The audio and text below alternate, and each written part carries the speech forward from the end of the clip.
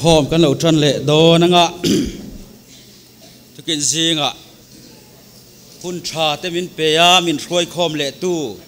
lalpa isu fakinom ro se amen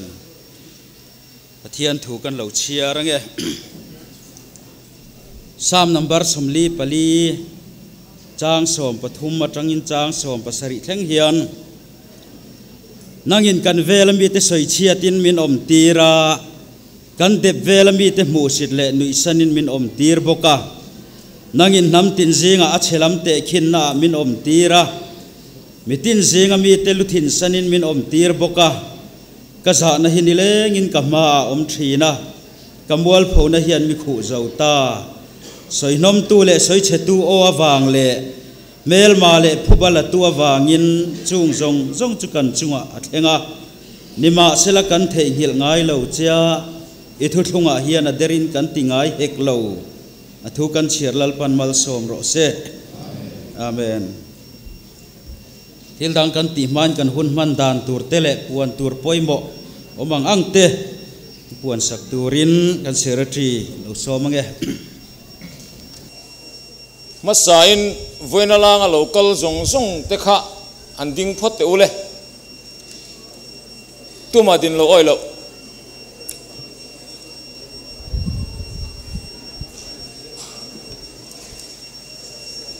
ole alom ume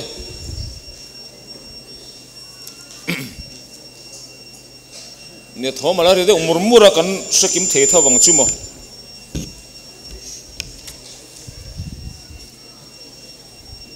even pathian ni choma in khom chairman tur hi pastor vanal ruata kan district superintendent ni le dona ta chun kan tholom kan do dona khaga puan po phar tur ani anga ni jana kan puan tong khan district BL chairman theute vanlai phai BL tel lovin le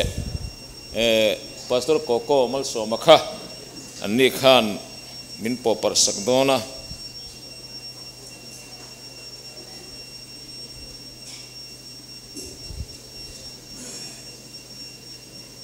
tiwan tholam kan do main appeal na kan nei don ram thim tholom akha appeal na min nei saktorin reverend PC vanol ruata ani anga chuan zaya rong min bol saktorin unaw nu flol fak omi ani don boka ten member bural sunna member somni pangalai mai kumin khompui leni kum khompui inkara mol min liam sana ani ho sunna kha pastor jezo thansangan min nei sakanga chuan pathian thu min siltu tur hi kan general superintendent reverend thanglian sanga ani donani tin siat tur puan tur dang kan ngai thale anga hein khomban vela hian heta po thingpui in khomuang lovin pastor quarter nuaya committee room khan me sub pastoral board member te le pastor ho te in mu khom tur ni dona kha lo setlang ta ila in khom bana nu fual muang vak lovila atha ange ten ni jana kan pon tong khan kum som sari chunglam kha alain report the zela kum som sari chung ai riak lu tak kan unaw pa pakhatin loman kalau siam sakanga tia chu ni kum lama po van lai phai kanin khom puya khan min siam sak to a kha ron ngai poi motlang tak lomila atha ange tin hei kan chairman hi akong hera engti zong pun om selo tha thiam ang cheu a side deu teu to te po khan lom mai theya kha in khom lo mero kan tingar ngara maro chu asi ruak tur kha ngai ngam lova hei dar kar chan ve deu thoin chhop chhowin ka hria khang vel khani a khoi tha khop maya ani po kan tung trai pui poimo khop mai kan om dan hilo en liam mai mayang u ti khani pere anin tar lang ve to boxia ที่ชวนพอยหมอเดียวกันสิเวลงอ่ะอินคอมบานาเห็น district board จินเขาว่าขัดทลักตัวนี่ตีตะขานี่เลยชวนจงใจปุยง่ายไอ้อุณหภูมิสับฟรังอีลุงชวนนวันไล่พายเบียร์นี่อันนี้ให้กันเซอร์อันนี้ปะเทียนตีดำน้ำจันเทนตูรินกันจงใจปุยอ่ะตินอุณหภูมิเกลนุนลิมิชิงชีพกุศลนี่อันนั้นนะฮิตหัวอันนี้ตัวน่ะชิงชีพดำโดยน่ะอมเมกะตินอุณหภูมิลักษณะกิมิอันนี้เซปติสมีอันนี้เอเบเนเซอร์ฮอสพิทอลอมเมกบุกะตินอุปาเกลียนโดละอันนี้โนวันไลฟ์ไพเบียลเทรเซอร์อันนี้ให้โลคัลเทลว่าเองมาสันชินกันโลกเข้มมูมัลมังโลฟ้ามานี่บวยบวยกันโลบวยที่สินสางวางินโลบวยเวเดวนี่อมตะกันนี่นี่พวกกันจงใจปุยบกโดนนี่ที่ตัวที่จุดที่ซุงไม่ละเปเฮลควอลเวลรีดูไม่ทอลมาพิลมันในสักตูรินเรเวเรนพีซีวานลรัวตาโซมังทอลมลักโฮมเตอันนี้นัทนมาชาวงะชาติอังยินใจติเพย์จนจันนลากันริงงาลังช้างตัวน่ะนัลปายสวมิงเหลาโซมังเล่มาใส่นัลปายสวมิงฟักนมโรเซอาเมปะเทียนถือเฉียนกันในมาสาเงรอมบุงสมจางสมเลปลีสมปังาเจ้าเฮียนกันเชียร์ไงอันนี้แหละอันรินละวัชเองตินไงอันละมังอัฐัวอันเฟียดละวัชเองตินไงอันรินังทุริลตัวมละวินเองตินไงอันเฟียตังติรันดีเราชวนเองตินไงทุอันริลังทิลชาจันจินลมอมเทนตูตะเกจูอับโมเยมตีเจียกังคานอัฐัวลัลปันมัลบินสมสักโรเซและให้ทุกินจีงาฮิยานเฮลัยกะลาดินชันจะสวยงายละวินกันริทวังรำทิมรำระวะจันจินชาฮิลตูรินวินยาฮิยนเกี่ยมาดีอัมหุนาคัลเทลามาอิละกันในเราซุมเล่ไปกันเทกันเบงเบกันลุคุมกันปวนกันกอร์กันเนกไตกันกอดเพลงคานวินยาฮิยนรำทิมรำระวะจันจินชากันทิลเทียนีที่ฮิกันอินเฟียดนันตีร์ดัวจุดยังงารองบอลตูร์จวนวินเดียเฮียนกันอินสมโดนนีติข้าอาเชียงเร่งกันเฟียเลย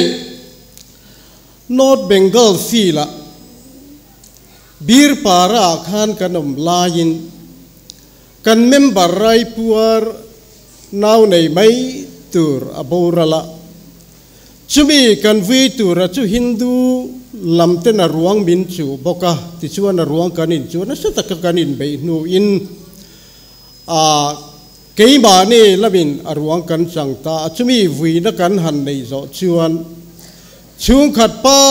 เบอร์มิที่ชุงกว่าชุงขัดป้าเบอร์ข้ากันเฮน่าเราก็ละกันเมานูเล่กันเนาเตวันระมาอีกายตีระกันลมเล่ไม่อันตีจุดยังหันไงจุดยังทวนไงตัวชวนวินเนียเฮียนหาวเวียวินาหลังนะอามารอจูอริลเล่อินกระเฮียนังเล่เกเฮียนวินเนียเฮียนคุลายรำทิมรำระวาจันจินชากันจุกริลเฮียนกันลักกันเนน่ะเกยมาเนียเฮียนเบสินสังตักเนนฟานระมามินช่วยเทงโดนันีตีริลรูอันปูนีตีฮิกันเทหิลเรากันเทียดเร่งเฮียไปมาอินกระเฮียจูวังอินวินเนียเฮียนอามุนากันกัลทีลฟ้าอามุนาจันจินชากันจุกริลเทลฟ้าอามารอจูวินเนียเฮียนอินไอซุมเลปายเตเลทิลดังวินเนียเฮียนริลรัวอมอังอากาเฮลัยทิลเปกิเปกอตังคานรำทิมรำระวาจันจินชัยริลนีตีค่ะวินเนียเฮียนกันอินเรียดเรงไปมาอินกระเฮียจุดยังตูจวนวินเนียทันเฮมง่ายตะกัทิลเปกเปตูริน kanin som ni sela acha ange leng po ni sela kan puan pot partu turten helaya hian hun kila kil lia hian puan min po par sakanga tichuan kan vela bulak turtam takaminta ti kha kan za adingin kan sa anga chuti chung chuan tholom la khom na kan nei anga tin khi ta gallery lamte pon lamte khi ta kong pui thegin kan asar ho te po khanin athei angin thanem ngai takin thilpek an la khom sela ti chuan kumina hian district kanin khom pui kan bat seta chuan sing khat kan da atlem tiro sing khat chu veinia hian sing khat ni lavin sing nei sing thum tlin thei turin ho in buat sayang uti kha kan sei thei tong nei se athu kan tirik lalpan malmin som sakro se amen le tholom khon tu te lo chuak khom sela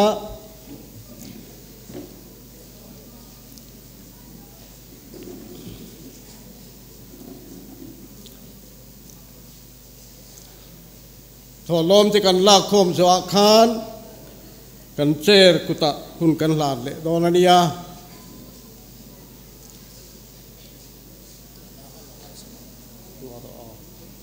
tunge akham tu kha kanin da ye heta han pakat khan ti sela kan pastor jau thanale pastor tp ate lo chuak sela hela hian puana kan seita kang khan pon lama te gallery te tin khi ta kong pui thlengin thing pui lum tu te po kha mai lovila thanem ngai takin tholom la khom na in leng ule kan za dingin kan hlatlan kha pathian fangle chomoi nan lo sang ule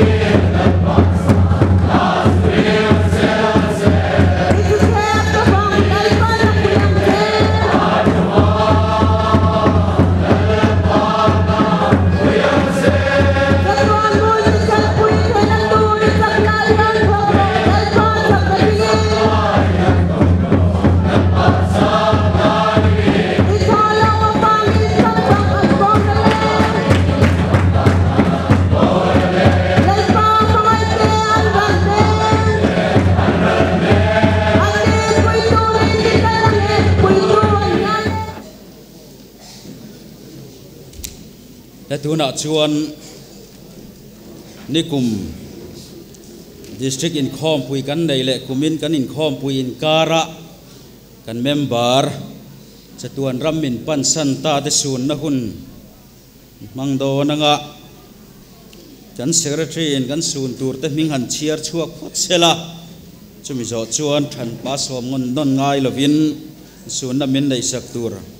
pastor je zo than sa ke fang bial tu kan som zui ngal i se thange kan secretary lo som ma sa ang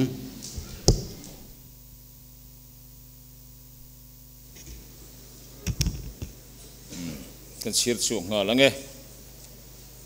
upa van thanga che kon mul cheng bial una nulal himpui islungdar mul cheng bial una pala lien puya van cheng pui lungpho bial una pa zathanga ngen tiang lungpho bial una nu lalom pui veng pui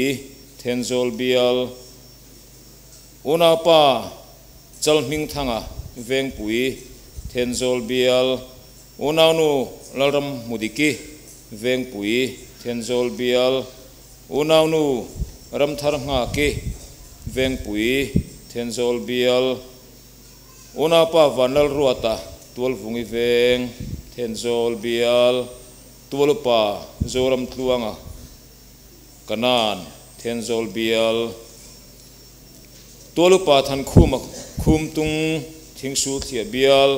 ona pa lal chuan moya khum tung thingsu thia bial ona pa lal ma chuana lungvel thingsu thia bial ona nu esther vanal rovi thingsu thia ona nu vanal ruat I seling thingsu thia bial ona nu chong than buangi hebron serchi bial unanu lal thari sailo zoar serchi bial senirupa thankhuma maite keifang bial unapa lal mun liana troizo keifang bial unapa lal ngak liana keifang leitan keifang bial unanu ke lal thamun kimi keifang leitan keifang bial una pa laram ruata keifang bial una nu sang khumi not van lai phai bial una pa sa sang liana not van lai phai bial tin hei ni mina serchi pa kan nei le hlava una pa than chewa serchi bial khami sumni panga te kha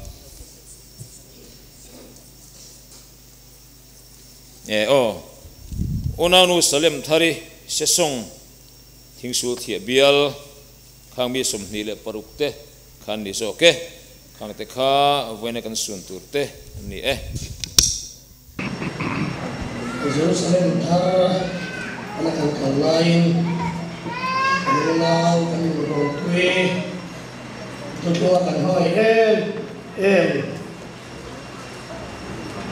tên minan kalsana minan beilosan ania Wilia mani polin sunahun tekalan mangdona kautan kanin mangaina Wilia hian atharina lang zeling katia sunna program Sunday choma hun poimo lai akmaya kanna da hi kautan no tekanin mangaina kanin tha telna langtir tu ni in katia sira kan non moyak ti kahlawa voinia mun lairil bermai ala changhi alo mom tak meu ani chuan hun rei tak kan manglo anga minit nga vel bor mang turang chon kalin puat se chu ai rei lo po chu ni mai thia minit nga ai chuan po ni se rei lo kan ringa pathian thu te kan chiaranga nu soi fia anga chumi zo chuan anding anga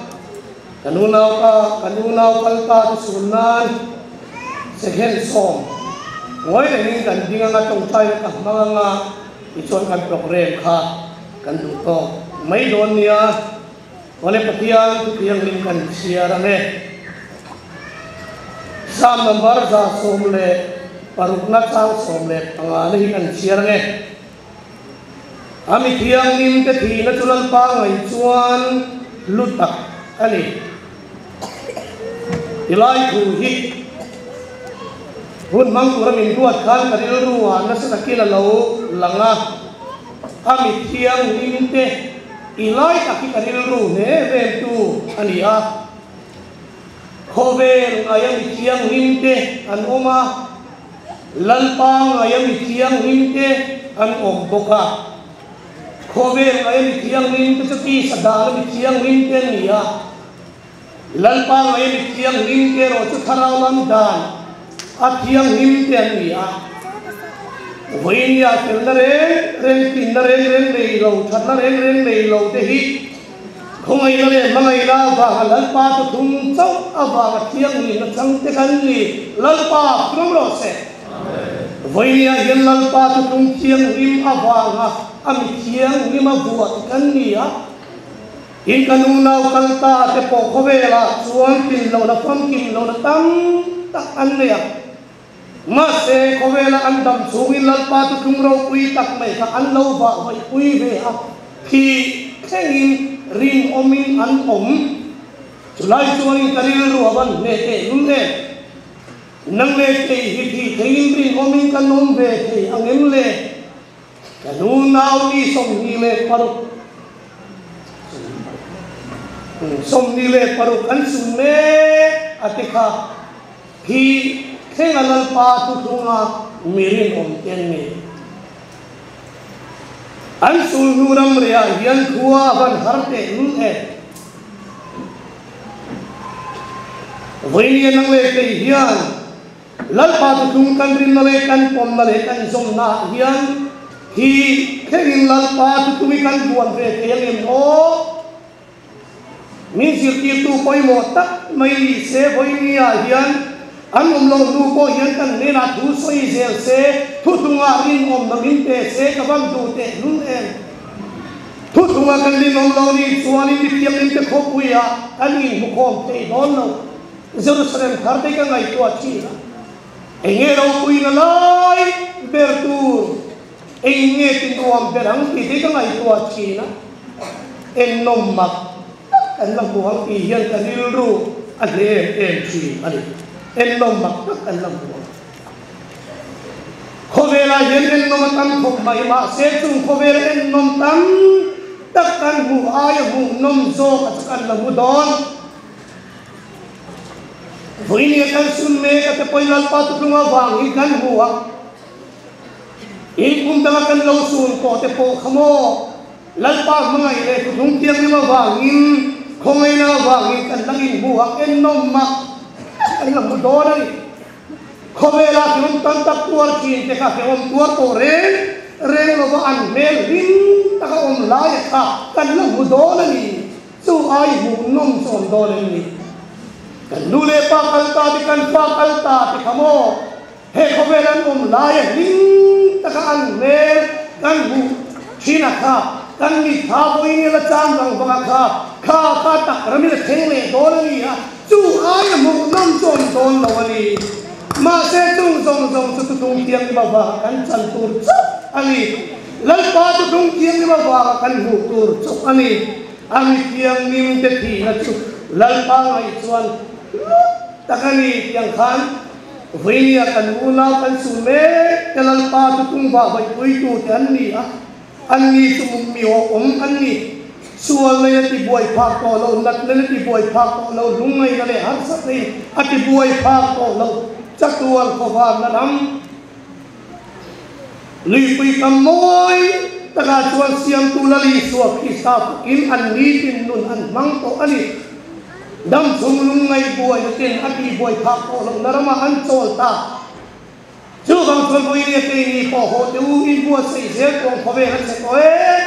may natin kaan sa narama yan Suwan natin kaan sa narama yan inti sa kilang inti huway ze Ilalali suwa Krista en chung zelin ikal tiang bu với những anh soi tang khai cả đủ nào mi sống đi lệ phần thế lung anh kile trên khát ta chuan anh nu thế anh pa thế anh nia anh pha thế anh đi bốc anh kile cu thế anh đi bốc á in câu san ang quay gần đồng bồn quy thu tung anh đủ nào anh bằng ngày thế anh ni với nia hiền anh đi ruộng lâu thar lệ sila anh cần nó muốn cần turin ei lung damo me atihi in buat sai karamu atugal tiri takte lan panmal mi som prose ole una kalpa sunan koi king kan haute tiam tiamu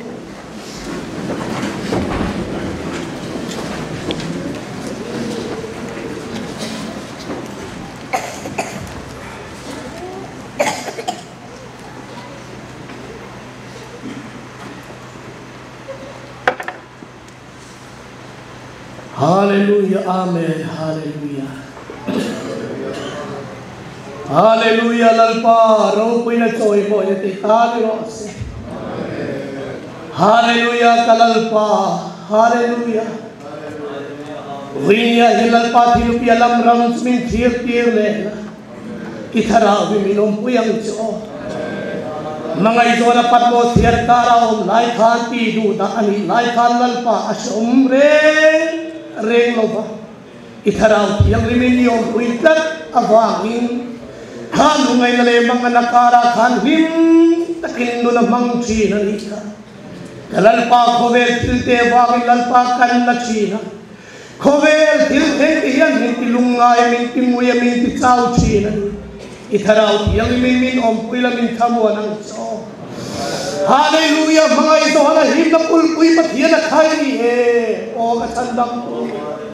Hallelujah, itarang tiyang inimilong puila. Hallelujah, po ini kansun me lalpa. Ang kalsantak sungkuwa zong itarang tiyang inimilong puila. Kung hanaw timilong puila, sunatalaning perela. Ang sundu namriya, yung kaldamin sintirang. Hallelujah, tina te tu na batak chinte ne lalpa lungai min siama irong bona kong timin do tir te chi atur tak ma se o tina kong e turchu hallelujah o tina tuan ne to lo bang hallelujah lalpa khole nali tule le ko tu kandi hallelujah kan khole ang hallelujah kan masad kon khole ang Hallelujah, sandam tu lalpa. Hallelujah, kan hina nangomla kalam soyan.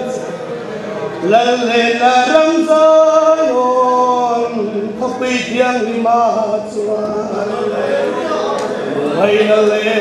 mangan dare, ontong ay. Elong hay sin homay dong hay sin hay le. Rambarang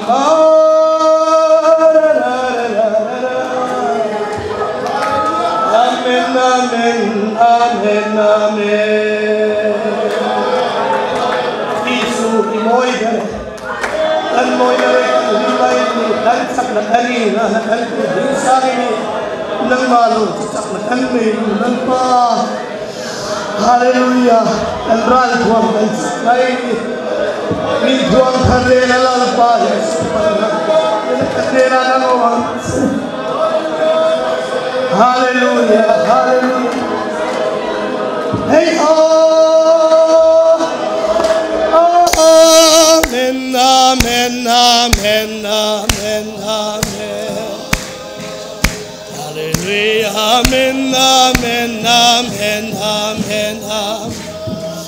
Hallelujah, hallelujah, amen, amen, amen, amen, amen. Hallelujah, amen, amen, amen. Hallelujah, hallelujah, amen, amen. Lelera tu fakin ni soy moya. Hallelujah, hallelujah, hallelujah, amen, amen. Inaniya tole atu kandam na lechak na aniya kandam na le kansam na Hero, hallelujah, hallelujah, amen, amen, amen, amen. Hallelujah, hallelujah, hallelujah, hallelujah, amen. Isunun ne bintama. Hallelujah, amen, amen, amen. Hallelujah. Hallelujah, amen, amen, amen, amen, amen. Lo tiang himajwa, meram no tiang himangal toswa. Hallelujah, amen, amen, amen, amen. Hallelujah, makin kan soy moya, lalber so makin kan soy moya. Hallelujah, amen, amen, amen. Hallelujah. Lungai mang anchim pagolo narama, meram lo tiang lima so kanpa. Hallelujah. Kovela yin pathian tam takoma ma se chung pathian song song chuan lalpa chatuan nu min pathian. Chatuan thu thung ro pui min pathei lo ani lalpa tinela cho omani chatuan thu thung ro pui cho chu ni lalpai ma po kan chuan der cho lo cho chuan thu thang kan nei lo lalpa. Hallelujah, amen, hallelujah. Oh, hallelujah, thi thangin ti nomin lalpa kan unau ten nom to an khovel khol jin kun chulal pan so sauta. Vini kaini nung damate po hilal pa thi thengari no ma umve sel thei tu rinang min puila vini hilal pa hal he program kan man yan ri no ma min pe se kai mani ra tha chua thenge na turin lal pa nang man ro ron bang che. Hallelujah, vini thamon ngai zong te min thamon thara ma min pe min kai huai tu chen Nazareth isoi min thiang nim lam chuin I khoin kan non di le. Zavain trong trai rual kan nei anga chuan trong trai pui ngai chinan puan tak te kan puang non lenga unaw nu kelal nun limi ching chip thoha ania inunaw nu sa phrangi lungchuan unaw nu lal thakimi septi semia nia n upa ke lian dola di pisang not van lai phai upa ania Ingan district chairman upala Zuliana ipokong tina kan trong trai na kan thebok angat ni zana trong trai puito unaw nu lal muan zuali kal thalo lung lei khuwa kha trong trai pui bok don nia heng ba ka hian zai rong bol na min nei sak tur unaw nu eflal fak omile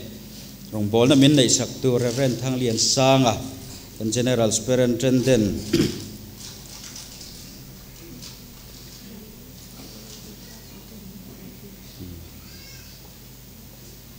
superintendent pathian nena chakna kan dil pui bok anga an ha trau khop maya general assembly main program te hian a khat veka eng hun zong te dam taka len chhuwa theinan te po chakna te po kan dil pui a tuling ka hria tin kan tong trai main tukin jing in khom zat kha mi zaruk le somnga kan asar teron chiar danin ania trong trai rual chung chuan a thei ran chuan chuak lowila veivak lo ilati kha an asar ten min nge na an zom ram te po tumila in trong trai rual chung na hi chu mani po hanin ne tum ram ramila a thange tin tron zawai trong trai rual kan nei chungin tukin jing kan tholom hi pastor ko khan na bik takin pathian hena min lo hlan sakse trong trai rual te kan nei zo hun te om chuan zai rong bol na min nei sak tur kan so manga chumi zo rong bol tu som te kan tum le don nia kan zawa in lo trong trai ang ule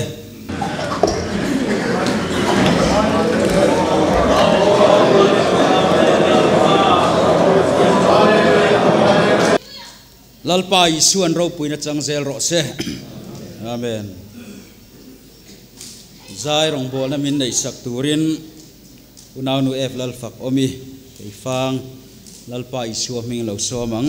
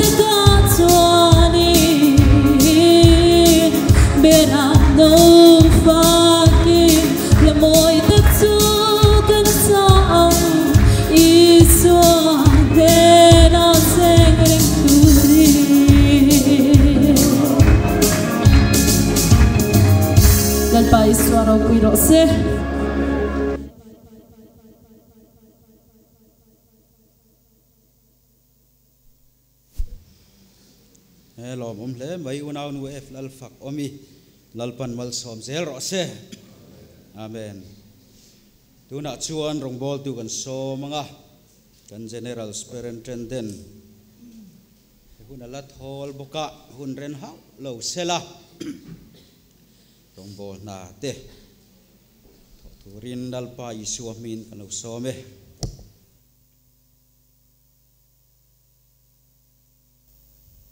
Serchip district in Khompui Mangtura Puipa meeting a kan relain kachan pual turin da ania kumina hian North Mizoram district ka chang boka kan mang to a samtlanga ti chuan hei tun tuma Serchhip district kan chang vele a ti chuan kan thian te pon kaldar vekatuna hian Thingsaya Lunglei district an manga kan general treasurer Reverend Zoram Thara akala Siha district hi nuyo tlanga an manga Reverend Sayeng Sailo akala Tripura hi sabruma khuta Bangladesh ramria khuanan zuk manga kan executive chairman upa Lalzir Liana akal boka Ramthar district in Haflonga an manga kan mission secretary Reverend Tilding Liana akala Marthang district in Bilkothir Kualmoya an manga kan Sunday school secretary Reverend Stephen Laleng Moya akal boka din Manipurin Senvona an mang ve mek boka kan ATI principal Reverend Pilal Rin Oma akal boka chutiang chuan district in Khompui kan mang mam hlom ma lalpa mal som na po kan changviau in karhia a report alo lut zela alom tak zet ani ti chuan koran ho tena lalpa mal som na kan don te tun tuma po hian hei in thlan pui kan hnaya kan ramin nak tuk le maya kan in thlang do na khati zong khan min man hlel hle a in Khompui kalpo kan tlem deuh mai om mangai o katia ma se khalam khan min lo ti buai tam lo hle mai ti alo langa Serchhip district chung mi pui te hetizat palai mel kanan mu cheu hi kan lom tak meu ani Lunglei te po district lian lutu kan ni lo na chungin zanni kan chuang ve e an tia Thingsai te chu Serchhip district ka om thin kha an nia amai ro chu in kalpo na te lo rem chang ta zok bokati in anai zok tong a tin Lungleia kan an rin lu ta an la nai zok lo khopa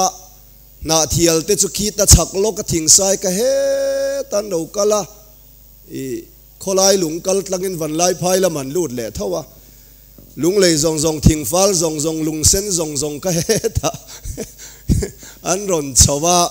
ala la ta chuang ala nai ta chuang lo fowa ma se Khompui kalan tha Manipur po an buai zia kan khian in kap mu prenga hei kan pastor ko lalmal soma po ral tlan pastor ania hei refusee ani anin le lawan chuasan to pati hian an bung ruwa eng ma ron chu theilavin an tlan chiat lai khan nau ten nei thar le ngala an buai em meng an dam don nge don lo ti por khelavin kan in bethi na kan hlau thong thin hle a sipai ke ma te tom him na an zonga engamoti ti in damin an ron chuaka an bung ruai ro chu Bisenpura a om ngai na la om renga walak chuat thei ani lova chu tiang ang buai kara chuan Manipur district in Khompui an mang ve a mi khwal som ko chuang an thleng thei tlat mai ni ro pui kan tia sen vona manganga vo in ni te hi an hlim te ang chu o lalpana ompui tura ngaila an chu me la athak tha ang chiang reng mai ani a sang ni som pani khan ka han mang to a Manipur district in Khompui hi sen vona bok khian khai marcha hi an thak ani ringot zok chuti khop chuan ania ka kalpui te kanau te ho chuan tuian in chopa asa reng khan sil 5 vek photan ei zela te chian an ei ngam trok thi na nia ke chu marcha ka ngam lo tian khia ka ei turan siam khranga chu tiang chuan hun kan mang thi na ni lalpan koran ho min veng mal min som min ompui helai district po lung oi thak le in ka khia a tin hei mual cheng biak ina thu ko voi khat soina tur ani a kan zin vei wa pa hetia kan paltlang hi chuan kan paltlang thina riakin ka voi khat kalna ani a helai kan changpo hi van nei ka intia lom om kati hle ani ti kha kan soi masadu ani thuma ka nga lovanga ka soi Bible ka chiaranga ka soi ngal de mol mayanga a thome kan chairman ina soyang khan hei kan tlan ve ngar mai chol nei lovin eng chen nge ka zin ta po hi ka het alo ka chung te den hian kanin mu zeu ani ya nu pui te hi mr in kan nei ani bere chu tiang chu ani kan honga kar lo to pa kan chuak le kan honga office na kan an thok ve mol mola kar to pa kan chuak le chol ni le hian am venga kan mang anga ale pekit lang pui biak in hon nan ti chumile pek chu hi kan district chairman te choi moi na mangin hebrona serchi pa hun mang turin kan in buat saya hun te lo omani chuan khomoya Myanmar khilai aram boi lo chin de ulek zo khothar chaka khian rongbol na mabak kan la nei boka assembly ma chu chung chun hun kan lo mang vedona general assembly mang turin serchi district mi pui zong zong telal pai suami kan som masadu chewa hun kan ei to lo takin kumina hian na satakin kanin ruam mana assembly hlotling takamang turin kanin buat sai anga rongbol na poimo takani ti ria assembly mang turin koran ho te ka som du chewa kan pandala kan lenglo na satale maya fitza som ni azaw ania kan pandal kha serchi pa kan muwa kan leng talo hle mai tinge kan tiang kan tia big screen ten la chuakila kan conference hall te akot zola te aleng lo zual tan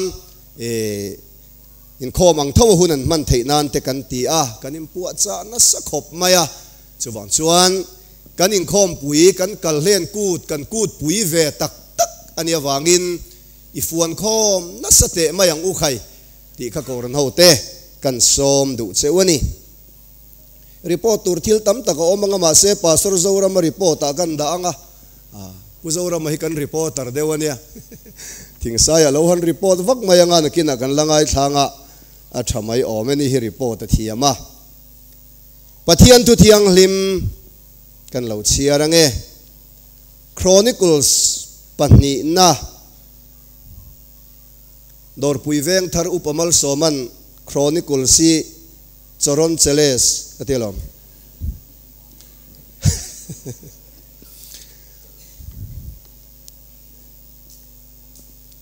chronicles panni na bung som le pali chang som pakhata hian o chang kuwa tangin kan chiarange tin Ethiopia mi zera sipai maktaduai le tolai lir zathum nen anma ni beiturin alo thoka maresa lo thlenga ti chuan asa chu abei turin ava thoka maresa zefatha ruama ava inzara tinasa chuan lalpa apathian awa lalpa chau lo chu mi chak tak laka chak lo tan puitu an om lova o lalpa kan pathian min tan puiro khai nangma ringin imingin heng mi pui ho hi kan ron beyania olalpa kan pathian ini mi hringin nang chu ngam su se atia lalpa chau lo chu mi chak tak laka chak lo tan puitu an om lo chronicles panni na bung som paruk chang kwa alama rilru dik tak putu te chunga achak zia tilang turin khovel zonga lalpa mitchu aleng ruai thi nani ti te hini boxela atu thiang hlim kan chiarte lalpan kan zatan malmin som sakro se amen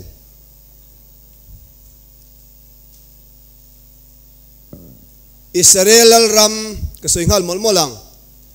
Israel lal ram nia anin thena chimlam lal ram le marlam lal ram antia chimlam lal ram kha zudalal ram antiboka marlam lal ram kha Israel lal ram ti inan ko bok thina chomelal ram nia chuan chimlam lal ram zo ka asa rowarela zudalal ani asa hi chimlam zo ka anlal ania asa ina zudarama opchung chuan voi khachu Ethiopia lal zera aron thoka zudalal ram chu aron beyani ahman ruwa kha atam hle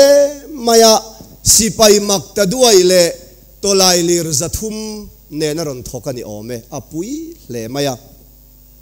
sipai mak ta duai chu atam dan tur han ngai to ma teu pui takania pui tak tu na hian zaruk le somnga vel kanin khoma tam kanin ti hle ania mak ta duai chu mo enteu mak ta duai ania kha tiang mai lo sipai mak ta duai le tolai lir zathum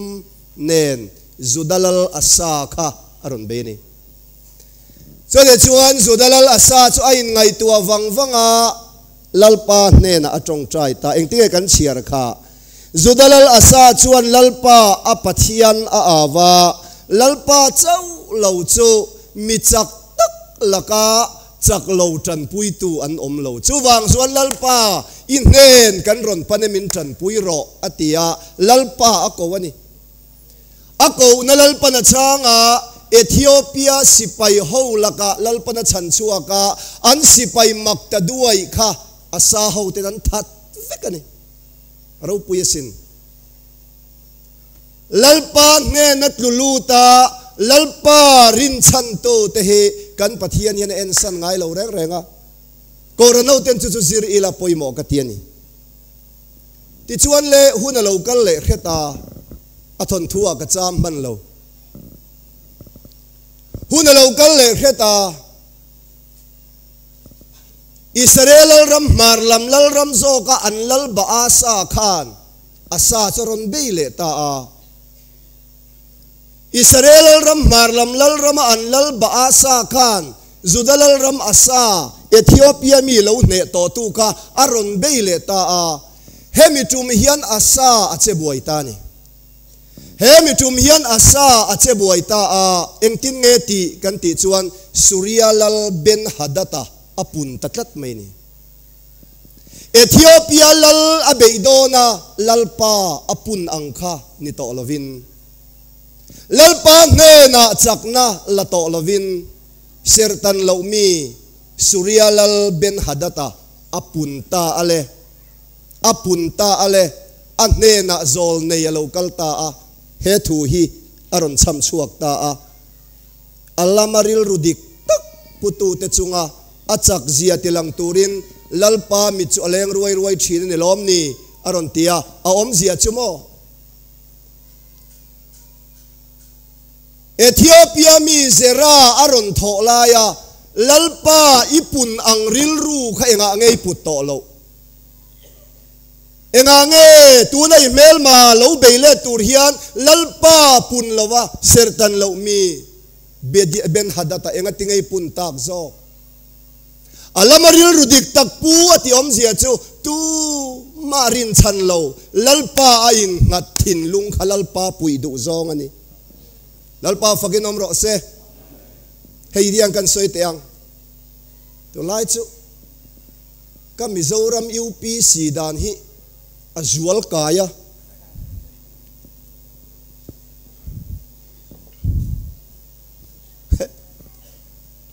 Kauran dang mi an kauran ming ka soi lo mayanga kauran dang mi ka thu soi te lo ngai thave thin amanen po kan lein mu chuang lo counseling ka pek thin hi oma posa nga tinge ka thil zo na kamin chan lo le aron te pathian thu mi ron zo ta ni zan khan ngoi te tuya le thara wa piang thar po ka en kol kim man lo ania nang ni sertan lo mi in lang phameu lo ani ka ti na ur khop maya chu ani Mizoram UP se he atirte atangin khovel ral thuam tel mia lawa lalpa ain ngat kan nia lalpa pon malmin somani pathian tharau thiang lim le thu thung mangin rami beyang o kan te kan ho tu ten chu ko nga chon min lo kai suaya hallelujah adik tak chuan mo voini district pakhat in khom pui hi kan assembly zat vel tho ha kan ni thina tama mo kan in timai mai ania kan van nei na chu tam lo te khatama mo kan in tia hu kan thang lo ka ser si Hebron biak ina oma khuta te khon general PYD ka kan manga kan lam na salutuk in muar te kan te ve khang la mi jing tong trai in khom zat le kan ni ma se chu ti chung chuan lalpan min ti pung zel eng wang nge kan ti chuan alama kan ril ru dika alama ril ru dik tak putu te chung a chak zia ti te hi mo ko ran dang nan soi ve mai maya kan ta ania hallelujah nala na kapulal naya oma afa pa aite ya thia ako duat na ni aite ya ti kha atap patap maya athian pachu vel na zuk tra pui ve aite azuk ti ve kapulal naya na phal mi alo lal nai lo tap ve su I aite ya ni ve lo te tan til hi amakob alamaril rudik takpu ati om zia cho khovel mi le sertan lo mi te chak na ring mia lawa lalpa a fu lain ngat te thin lung hiani lalpan mal som chuwa jon he ko ren lalpan mal min som en te voi ni hian thil ka soi duwa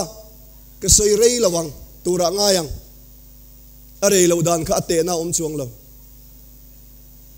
tulai kamangan me ro chu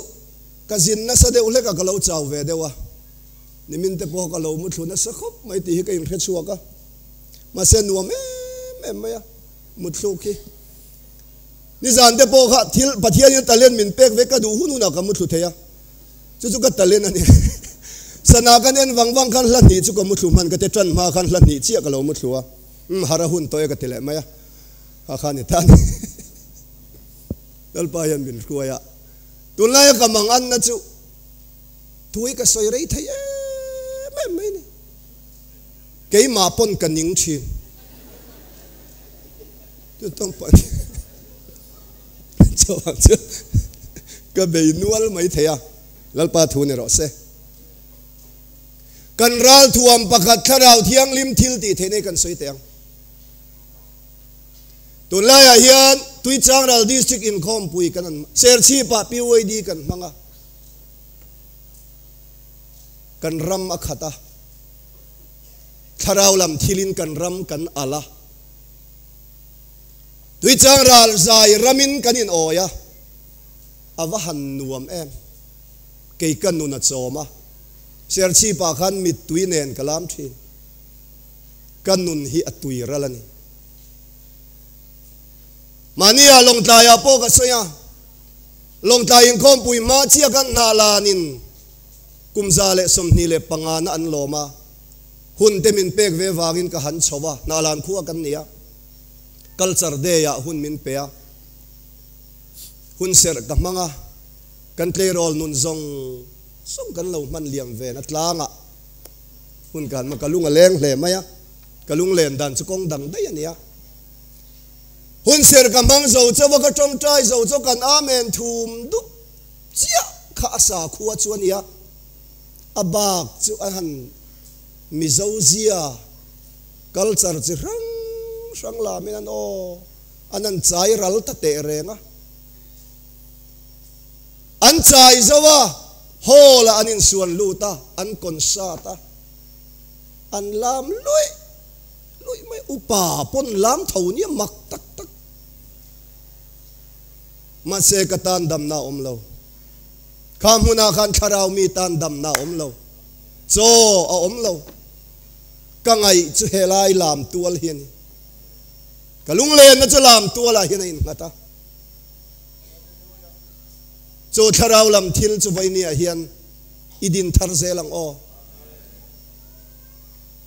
khovel mi te nan nui zat em atuna hian fiam thu nan min manga pastor lalmun nge ta tharau lam lalmun siama tharau lam hla te kha ali lyrics ten siama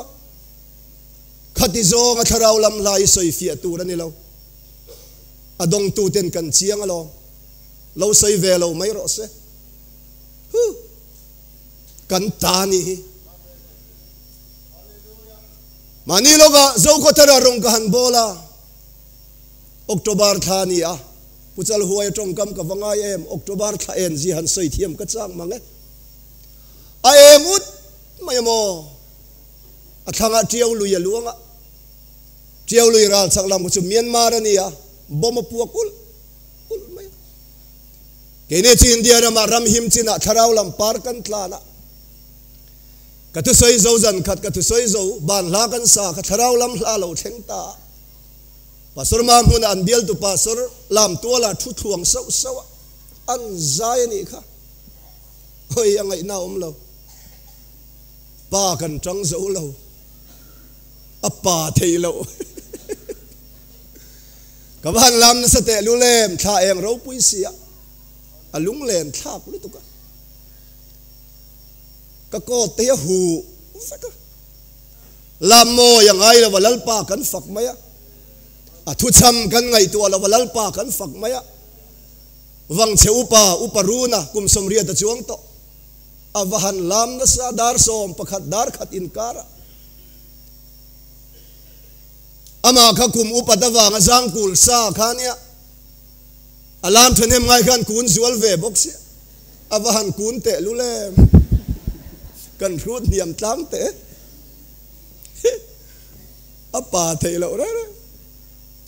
nuam kan tilu tu ka wang hok sok sok ka paruna nuam tiro anuam ni hi hon kan tum lo cho khovel mi hian an khethiam ve don lo cho tharau lam thil chu khovel hian an man thiam ngai don lo an khethiam don lo kan tan dam na ni sia ni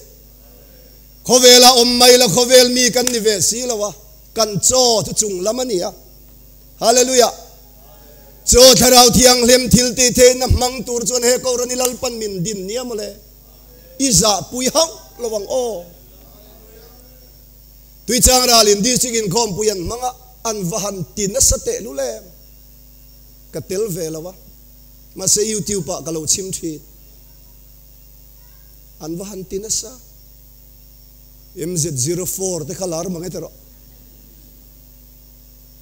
ka MZ04 motor la kha akala ka motor lo ni le to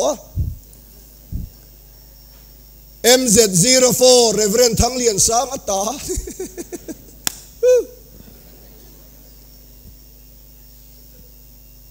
anuam mange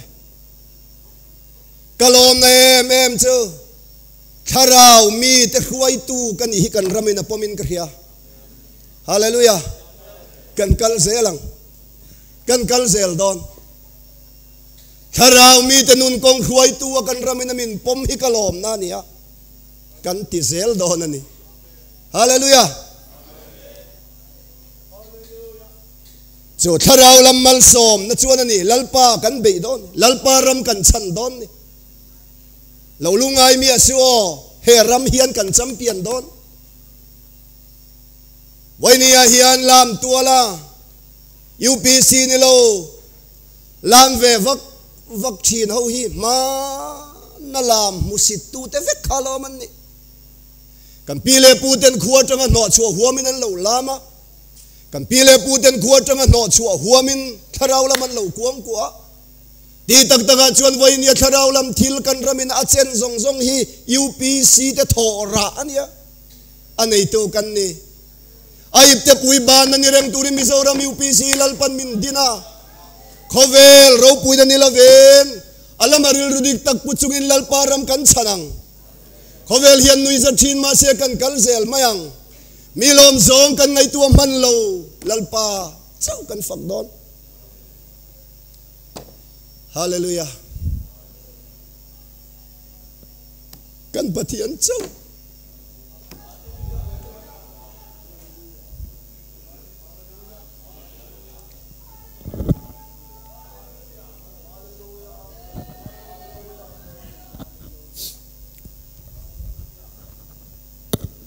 unaw te u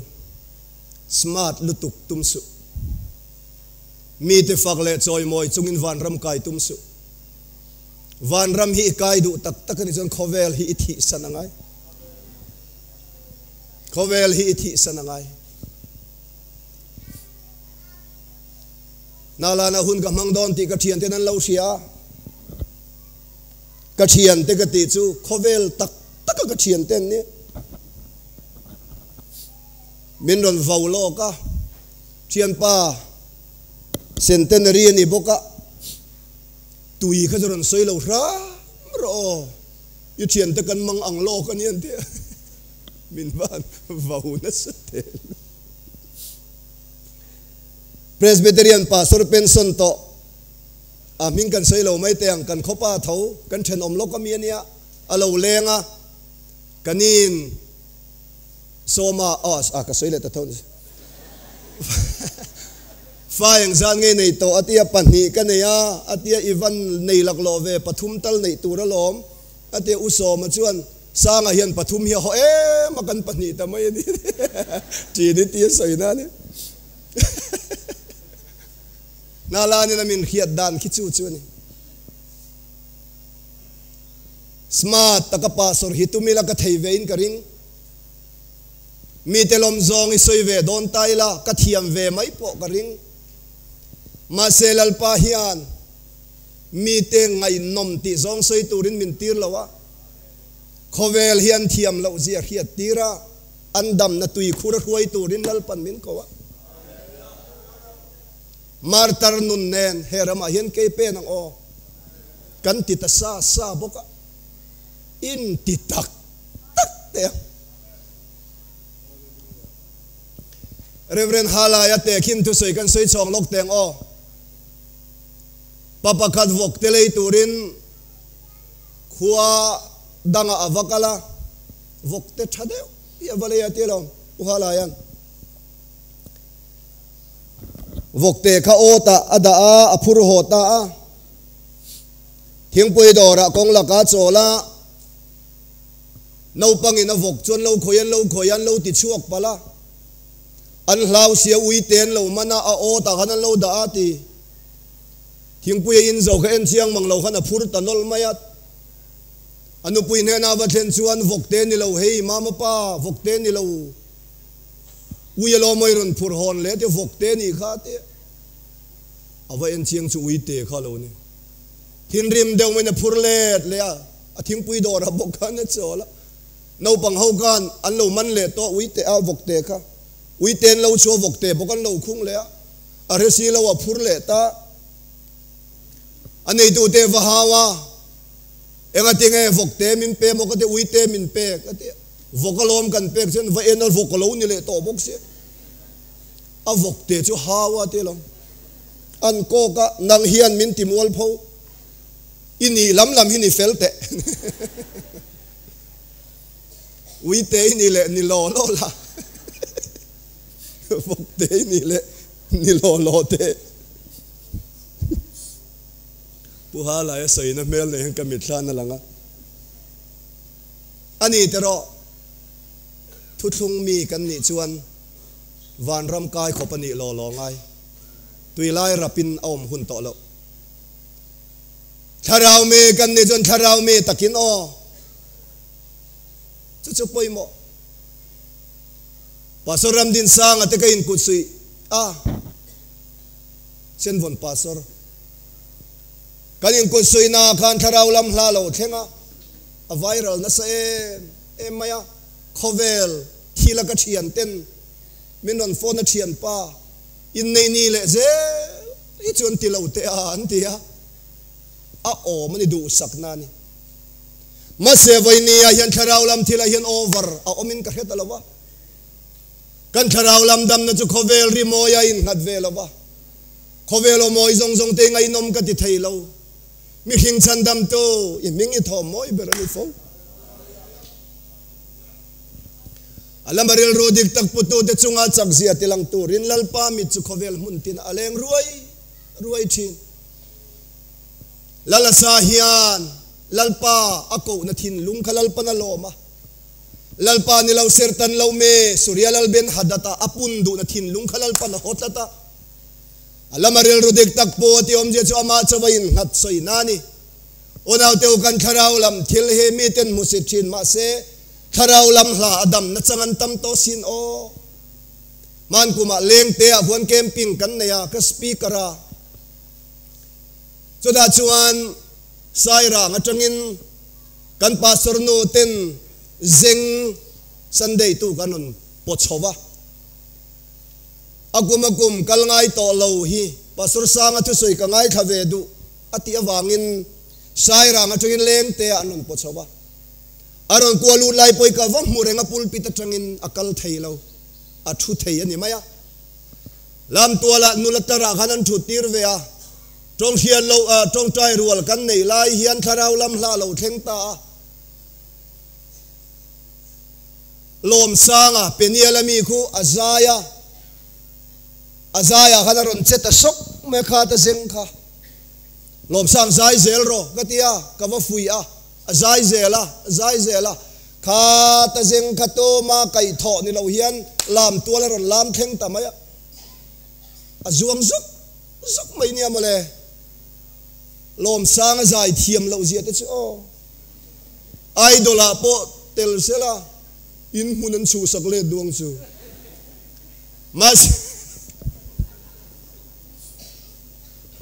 mase ka tharau lam hla khan azai thiam wang ni haulavin ka tharau lam thil khalal pan mala soma zeng adam kan tharau lam thil hi anep mi alo iza pui lekang e lalpan ami te chom nan min enkol nan lalpan min pezel don luang wala khuan youth hostela wai haya khuan camping kan nei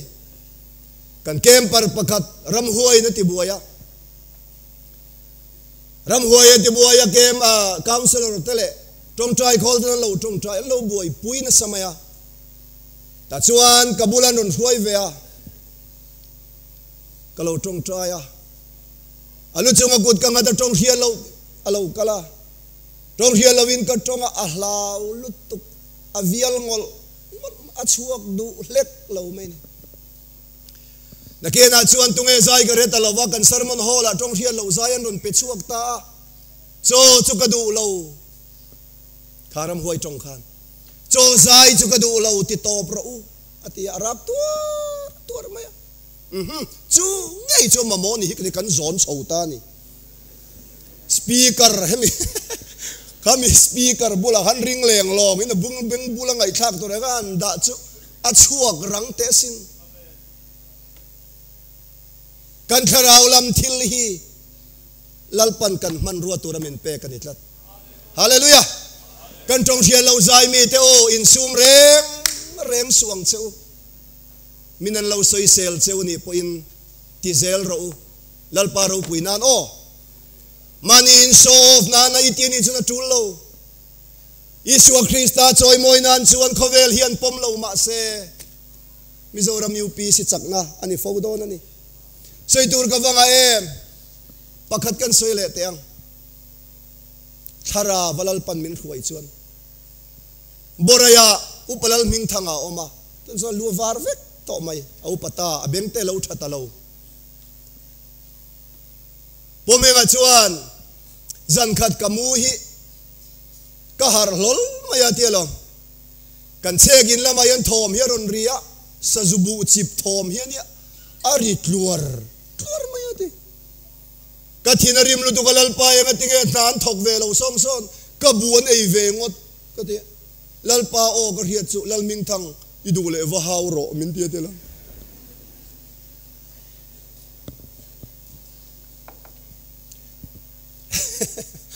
cho vele chuan sazu hau na turi trong hian lo ka donga te lo ka thauta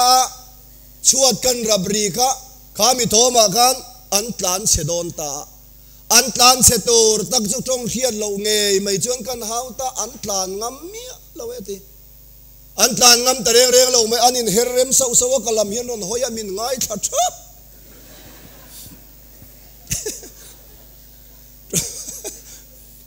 chang chonan pom an butlier clear chin amen anti hian ka rie de la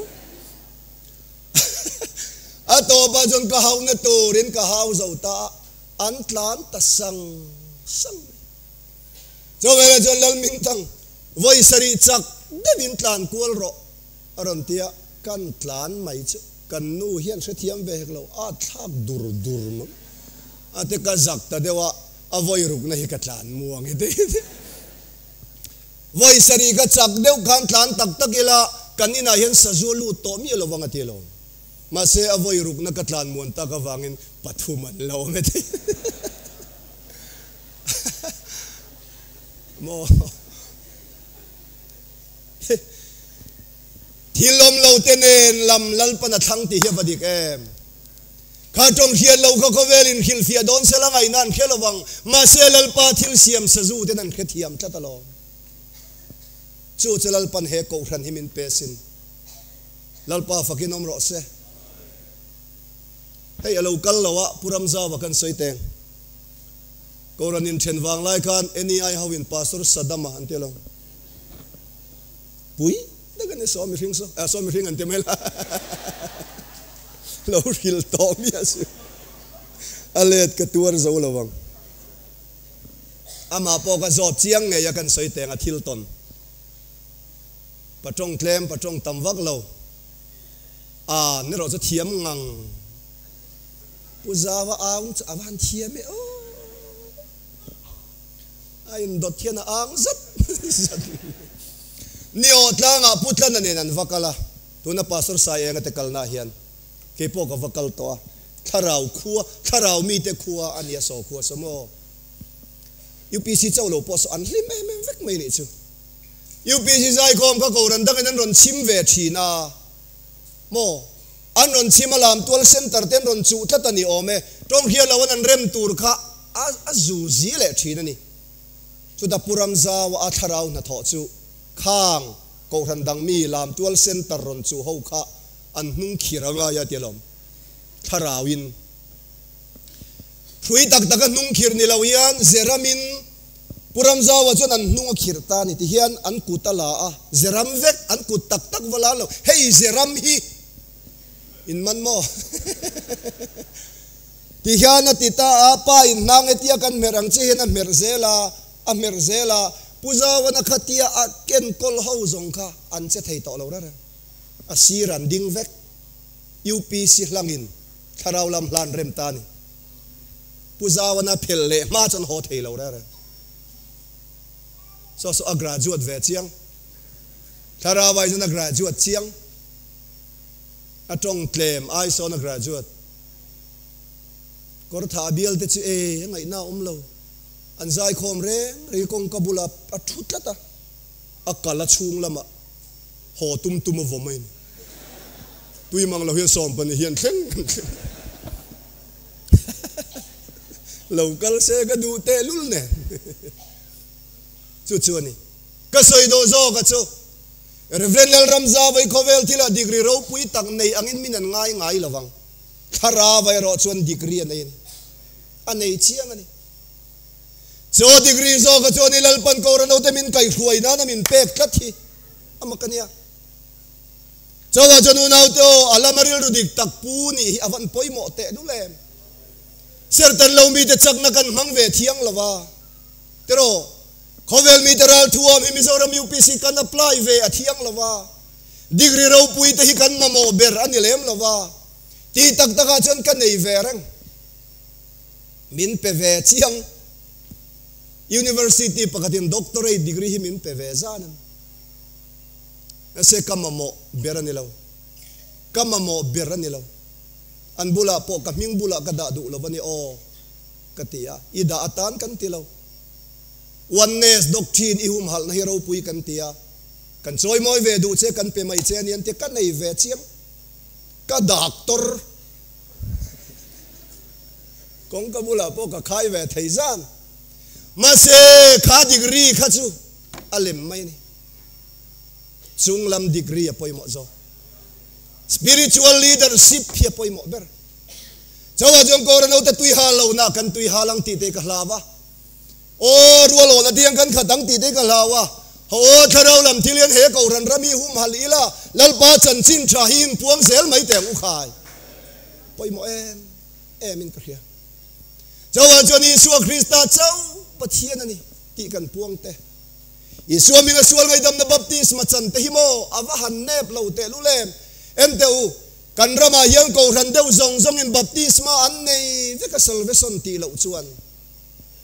baptisma an nei veka ko ran dang in baptis na changa dam na chang soi turin khem ko ran dang in baptis na changa tharau dong soi turin khem lalpa zara ke ni chalal pan min pen na samange mi te musit baptisma kanin chantir na changa tharau dong te kan vanga ve o Reverend chung lo ma kan soi tiang din thara kuan cancer a oma din thara bial la ya nia oxygen manganung ani azuk tloa anu pa in ahan hong chu khadam lo gam baptisma chana do thon on fil tatlat mai ni oxygen pho yangai puchung lo man anin tiam tir te te a ka baptisa nga enga mo lo thlenga ni pon mo ka phur lawang han baptis ve mai o ain ti senior thlang an chung te hanin tiam te te oxygen phoita din tharbiak in an zone chowa reverend chung lo mani suamengin chu cancer cho baptista a lalpa zara dam tatlatani oxygen na mamo ngai to lo voini thlang hian aladam khai suamenga baptisma kha UPC phu achop ni senga nge dama mase Jehovah Rafa lalpa chumin ti dam tu ania so ti dam tu pathian thu pek chu dam na lo mangani mai ani baro puyam lalpa fakinom ro se apu chung lo ba bok soi le din tarabial lai bok kuna rin na chak lo na van nei thei phiana lal chung kwa nun lal chung kwa om chin trong po trong trai ngai lo Bible po chiar ngai lo an om chome te no chon na wa pa ya anau pai kha athalo lutuka doctorin che to mia lo tura anda ani anin luana nei tu pa kha kan ko ran upania isuaming baptisma in chang duem tiang hi andam fawasin atia kan dam na tur ni chon ti khe kan nei lo an tia chuta po chom puchung lo manjuk ko wa sil polin in baptisma kuran siam chopa puchung lo man baptisma chan tirta a baptisma chang zo cho kanau pa hi adik karing atia texian la civil hospital an tan sowa pian dan tur naw om dan tur dik takin anaw khalo om vekto zai chua po ngai lawin khin dan pa ngai na khinga lal chung ku atangin kan ko hrana an chugin an lo lut ta ni chowa fanu khin te po chuan tu na hian thara wa dong le to UPC takan ni to ani lo le baptisma khanaw pai thalo dan dam do yem ni ti taila ni lo velal pan kha thu pe khamala ron som lal pan ron choi kang hallelujah lal pa faginom ro se apu parte soi bete ngalar to lowa soi lar deu hi anga ya in ti lar na samte ti chuak ringot zai thiam zat sa te chang tamai ma kuna be no voko vul top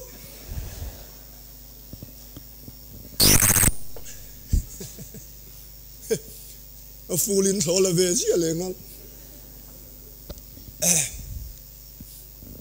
kung de go van ne sim pastor kan lo la hi o la le lu engi mo ti ang le kor tha da ya tang kong sa that ji soi ni leng thak thak nga zotu anti mai mai ne ka ma mi da bia lain baptism rong bol nan nei do na lui pakhata kan unaw bru te khuani baptism chang tu renga mozat an lo kala anaw nei na tanga in hlia ma tanga zeng nu pakhata ron telvea cherin an ron zon tha pu parden sermon soya luya alu ta tong traya an kai lut ve ta tu ngai ming alo te lo zota a ming kha dang lam vesin pem tharnu maunu tiani dai parte chan tir om veli chon om hrim re hei mani kwa ta te om hi mo hi me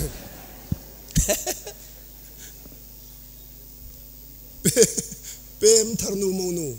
ni tlat ku parte nang ka unaw no pem tharnu maunu en ten baptism ani zo bru tong te lo thiama a baptism chang zo lo chuang le zo pastor ka tha ye chak tlat ka pen thei ka ring atia Yesu amingin kering kalro atia luya tangin alo pen suak ta zeng anei talo hey Yesu aminga baptisma kan soi he anep lo khovel hian an du lo em mai mai ni lalpa hi chon mala som chiang mange hallelujah lalpa faginom ro se chu tiang chu ni soi tur tam tak khia soi tur tam tak khia ma se ka du to kang cho tiếng ang tharau thiang lim thil ti thei na le thu thung thil ti thei na chu kan man ruata na lalpa min pe kani kan mang zelang alalpan min huai zelang hallelujah chuan chuan rol thuam dang reng reng hi ko ran hian kan mamo lo I member tam na wangin I chak don lo lalpa tharawa lo in ting het ro hey poi mo em ani wailia hian thu thung fa ve di hian huang hnia kan kal tu zogin nge tharau thiang lim chu man ruam mangam zog lalpan min en mek ho kan tharau lam til hi iwong nung zelang ukhai alamaril rudik tak putu te chunga achak zia tilang turin lalpa mi chu khovel muntin aleng ruai thin ani o avaro puite lule pastor thang lian sang hian thu thung sei thin la bila mi hiat ka lo kher lawang thu thung mal som na ni ai tu ruo thu thung mal som na ni kan debate zo lim kan an zin chu painar tangil pun min in ngoi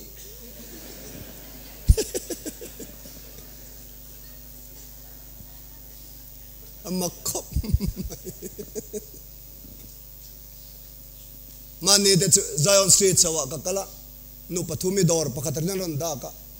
NTU baptisma soi thin tu pa khani khu ante chu ka title tharani ma se vainia hian vana kan chau pui don lalpa lo kal le nania hian han ngai tu awang wang ma te eng wanga van ram kai tur ngai ni ang le thu thung wang ani lo chuan kan kai mi lawang hallelujah thu thung karon poisang che leimun thim lai tu chunun ron om na ina khat sia oi thu ro nun na hiram sakol ne la chun pelul sula I mere thei ta nun na hikum khuwa chun ron thing hil suang che ti sam je ga kan huwa ke mani mi hing ten thu thungi poisang u ti arot khom na tur ni lawa mi chak lo zogin lalpa ne na khonga ya dil na nia lalpa mi fel lo kan nia wangin ke mani thu thung om sa hi poisa lamin veng himro anti nani hallelujah lalpa fagin om ro se to hinge mo chandam na chang tu ra thiang lim fam kim om thei nga yang le to hinge mo sual de reng kai lo om nga yang le thu thung hlia khu na wanga van ram kai tur chau kan ni don lom ni sei tur va tam family ai o around ni na turin tele lom ke soi bang thei lo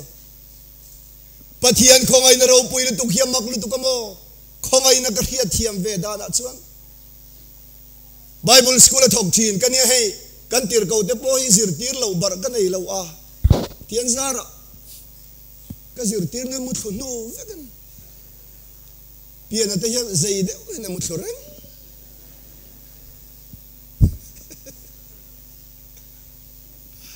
kan in ron na sa thin mange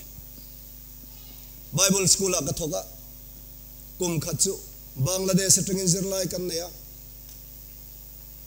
achang chia zia ka hia an chia tha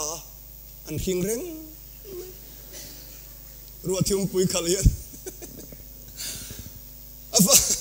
afa ten thanem sia MSV po nei dai thin lawa ko pui chunga thian tha te ka khon sa tun thain tum sak the ngem tun tha lo tum ve ro ka tia chuan kum thum zo ve don ta ma se har sal na kan tok ta answer paper ka check ka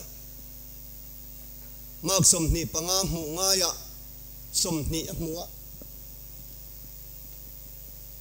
mak som ni panga mu lo chana fail don sia fail na ti pass dan om si lawa thin lung na em hian kada fail ta phota kamu thei talawani kamu hil thei lo reng anu bui fanau tenan lo ngak lel ve si dona chu ta fail an ho tur chu kaleta zandar ni le dar thumin kara ani ni kani ang lalpa min lo ngai dam ve phot mai te ka han ti pass ti ang katini zan rea ka answer paper check fill to ka the fill vek toi ka phora liane em hian ma nga kan pek bela ka pass da ni kamu ta vatui no ka thin lunga fi em mai chu mak som ni kha khongai na ni lo mak som ni kha chu amaron mu ve ni khongai na ni lo a khongai thei tu ina a mu thei ngang to lo ka pek bel ma nga kha khongai na ni ama a in kalom zo magdeu sin ama a in kalom zo a soi to suan tina kan soi le photanga khongai na gazir fi adana chu ka fapa hi silonga le kha gazir tira ba zugzira nei lavin class 12 fazir la ya ka fui na nia chuti chin mark score thei chuan silonga ka dang chuti ka in tiama mak linga velin ron score lo se ka du khop me se ron score ve ta si ka in tiam na nia wang khan pa fine silonga kan chuka sen man score le sa admission ho ve hlau maya ka admit ta hostel a om hala ka hosan ta ni avoi khat silong kal na ni ka hosan hala chuan vana pa hola live through set kan ne ya trinity dik lauzia ka au dum maya ka yin khom bang kan hong chu ka chung te nan lo report ta kan fa pa kha hostel a trin nan lo not chuak alo ne eng wang nge ka tia zu wang cái TV à chỉ đi ti hậu cái bé cái áo tắc đum á, trên khu ta du này nó chuộc chúng mà, sẽ ta căn thiên urdan chứ, cái dục phone á, ron hòn na tour chicken Manila này em cái ti on này, chicken đi lại ngay ron hòn don này, lệ khazir tour này mới om kan tia, zuin tour này mới lo om, cái tia, ole cái ron hòn ang, atia, kanin bezawa, a switch off ta ni. Switch off ta zan tira chun ka buai lu tuk lo zan rei tol tola a khem tu zo ki ka buai tual tamai ni eng tin nge om ta kang khonge ari ang zan rei zela ka ha chu ka fa pa phone ani miron call sela ka pa ka thiam lovani min ngai dam ro ron ti se ka du'a kan ngai dam ran dan tur kha se ti du do si lo ka zu call don thin ha switch off box mangai tu pa thin lung kha ava mang ang em ai to chiang ro lalpa atanga i bau no paril rubuai zia hi ngai to te anena i hon hi angak le lani o unau te o lalpa i pan tharang o apoi mo na tu te chuan zinga kholo vara pasoro pian miron phone sila lompu yakhu silonga bial lai ni ati pala ni ang pusa ke man galawen kol lo kange ti paliaw liawani mele tia guardian ni ai thu ni ro second tia kaka kasoya inzui chuang lawa chung ko kan mol pholo kan ni chu ka honga nga min haw leang min hawron le do ni mi chan chin ka soi thela wa ke ma to ha ka soi mai nia pa ina afa a khem na thin lunga hian lalpa khongai na thok zia hi zir chuak chiang hian ka in khia unaw te lalpa hian a hnen kan thlen hi duani o chawan chon kan fel lo chung chung i sil fen min pe a thothong sil fen min pe a unaw pa kan ti pubung lian ku nga hoten hlan sa tero ko hizago po ni ma se esawa thuam ka in belsi rolo to Krista silfe na min thuam mai hi o ka phumol lo ti te adik lu tu kamo hela de ka vangai thana sa thin em ka sin ko nga den ka play ka ngai thatut tut mai a chang pe jon ke ma phu ni mai om mangi o a thai dil dil ka he bom te sualo ang zakopo ang mai lo ni esaw silfen Krista chon ka sual na min ngai dam ta zakopa ni reng chunga ro khom to esawa kor a khan isakamal som na don tira nang le ke nge me po nge mo kan ni le tero mo ila ma i huwa dare chuang lo wan lom ni atakini wi re lo tero wi re du reng ni khatero atakin tuali that lo tero tual tha do thin lungpa ini khalal pan mu vek chelo lalpa ram lu atla khi ini mol lawa dik tak chuan kan lam te po hi mo tai nei lam te lo om chiang asolal mun ngetamin khil nin der hia kan sei lok teang eni ai nen kan zai khom hawati kan zai hom na khan eni ai chairman kha lo phakar dewa kan mi te ke ar tu hi lo rab lui chi na ti athi phung me kan ko ran chairman in phubala ve don ta khuang pu le hil tu ka kan ko ran nia he lai lo ti top nia su ka zu kho lo ka me te si pai banga nia but khoro wa zu bunati ko ta ran hallelujah vela dela eni ai ke ar tu yen rap tak tak me su ti mai chu kan nia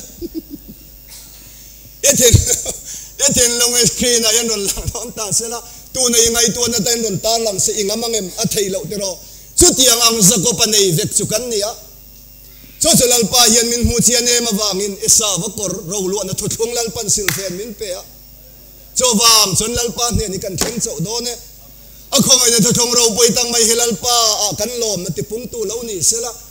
ke soi tu nge hian ka mo em awangin chu ka soi mai thin nia ma le cho wan cho no nau to vai ni na lamaril ru dik tak poto thu thung ral thua ma mangam kharau thiang lim thil ti the na ral thua ma mangam cho khovel mi te nga